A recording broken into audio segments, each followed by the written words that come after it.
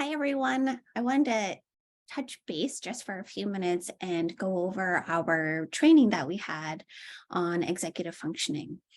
So I'm going to share my screen and go through some of the slides with you to just go over the importance of what our training was all about.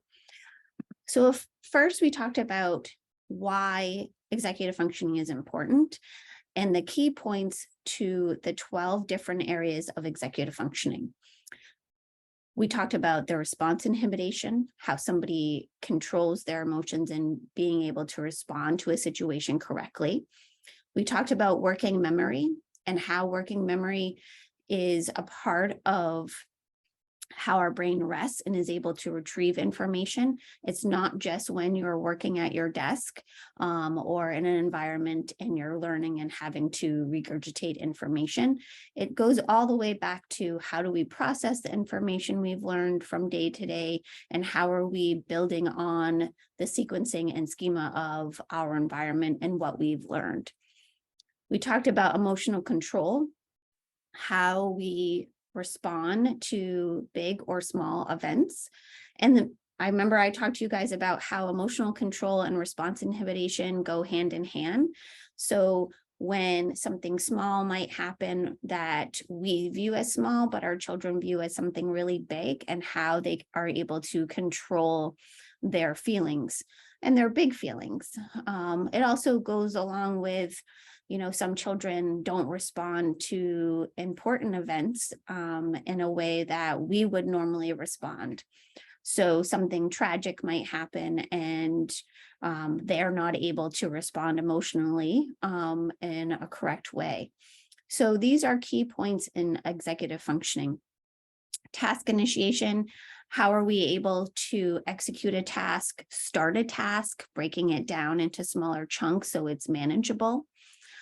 This was talked about when a child might need to clean their room or to start a big project. Procrastination comes into this because sometimes just starting a task can be incredibly overwhelming.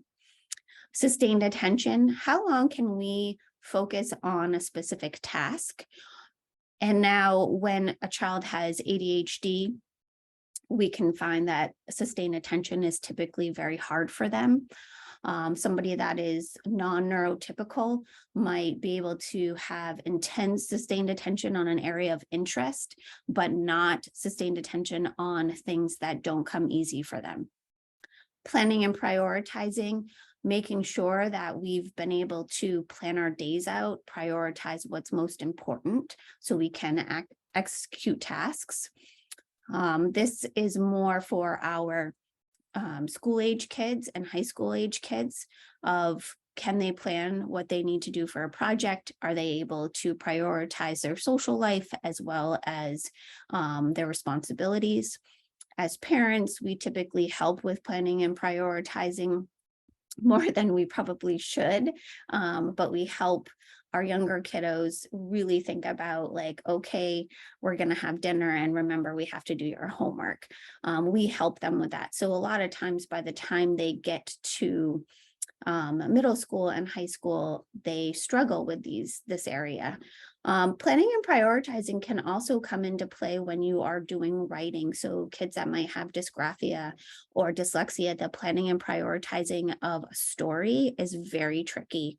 You can also see this when they're trying to process language with reading stories being read to. Planning and prioritizing can be an area of struggle. Organization, we talked at great lengths how organization isn't just how you organize your binder or your backpack. It has to do with how you organize your environment and your world. And everybody has a different system of an organization. What might work well for one child might not work well for the other. So you really have to get to know your child's learning style and also your learning style, so you can have a system that is supporting both your expectations as well as your child's expectations. Time management. This is an area where kids are, not always sure how long something might take. They're used to us managing their time for them.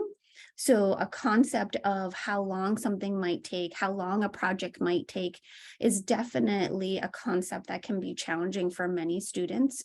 I know it can be challenging for adults. Time management also has to do with getting places. So once your child has their license and they're driving to school and driving to work and driving to places that they need to be on time, making sure that they understand how long something might take for them to get there, what to plan for, leaving a few minutes extra, not waiting to the very last minute because you have no idea what traffic will be like.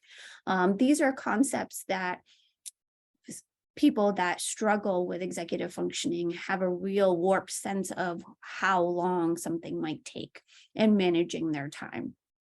Setting timers and reminders to help with this is very beneficial for people that struggle with time management. Flexibility. This is the flexible thinking. I think I might have used the term rock brain versus Mr. or Mrs. Superflex. Flexibility means, are they able to adjust to changes in their environment, being open to other people's points of views.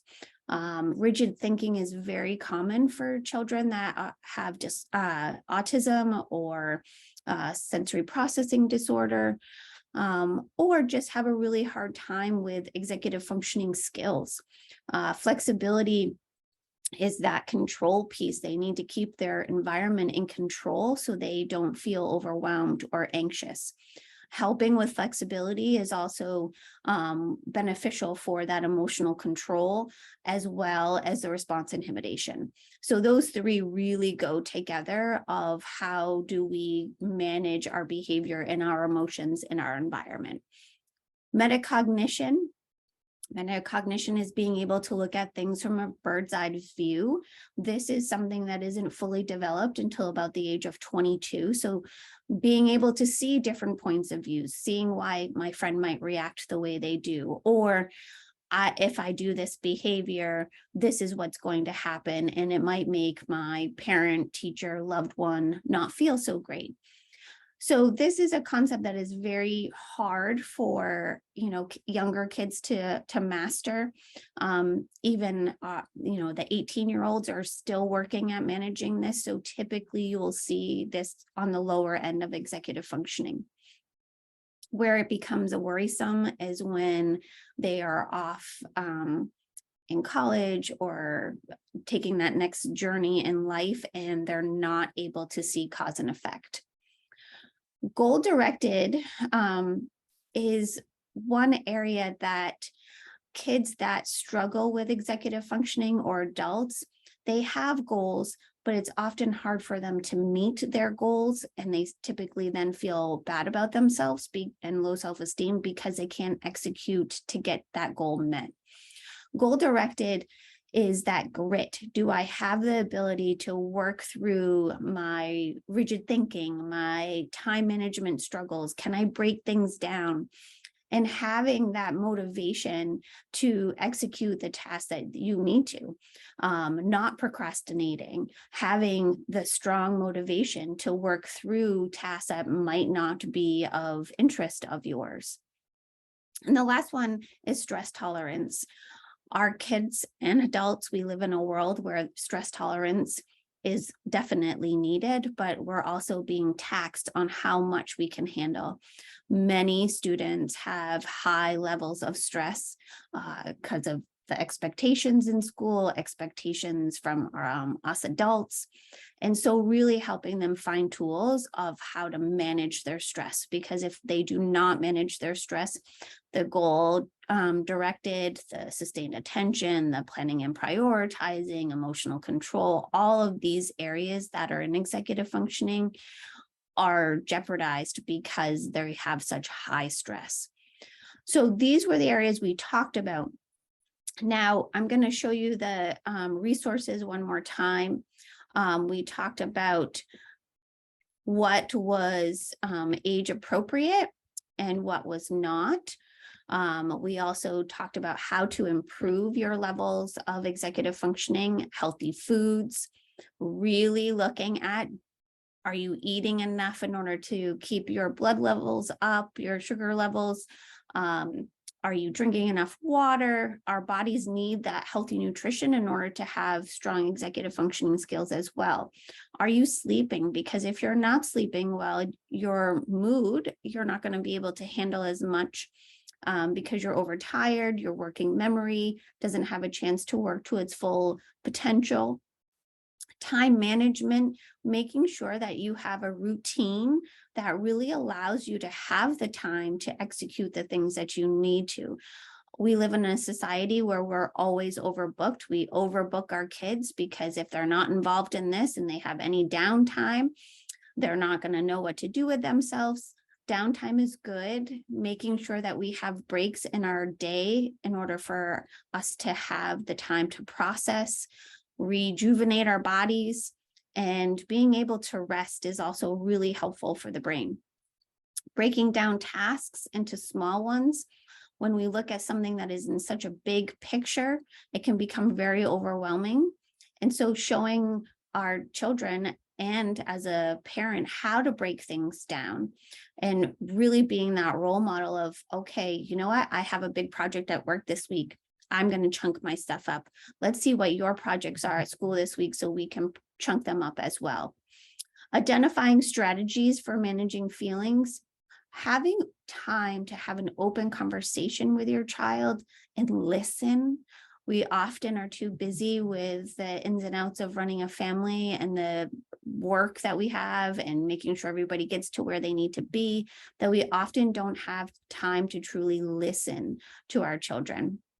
And set daily and weekly goals. Set them for yourself, being that role model, setting them as a family, and also helping your child to set these goals. And lastly, making time for relaxation. We all need time to relax and to enjoy life. If we're always on this steady pace, we don't have time to enjoy the bigger moments or those small moments that can give you that peace and that joy. Lastly, these were some books that I recommended: Disconnected, Raising Healthy Teenagers, and 5 Paths of Student Engagement, as well as Late, Lost, and Unprepared. Many of our students that are graduating and going out into the real world are very unprepared. The Personal Trainer Brain podcast, very good for executive functioning, and The Knowledge Gap. We have a pretty big gap in what we're preparing our kids for the future jobs. 60% of our students are not prepared for the jobs that are going to be in their lifetime. So we really need to focus in on what executive functioning skills do we need to help our kids learn? How do we incorporate it into our daily lives at home, at school, and how do we prepare them for what the world is going to be like and already is? Now, if you have any questions on executive functioning, feel free to email me at Jessica, Jessica, at WHILDE, WHILDE.org. I really look forward to speaking with you further. Have a great day.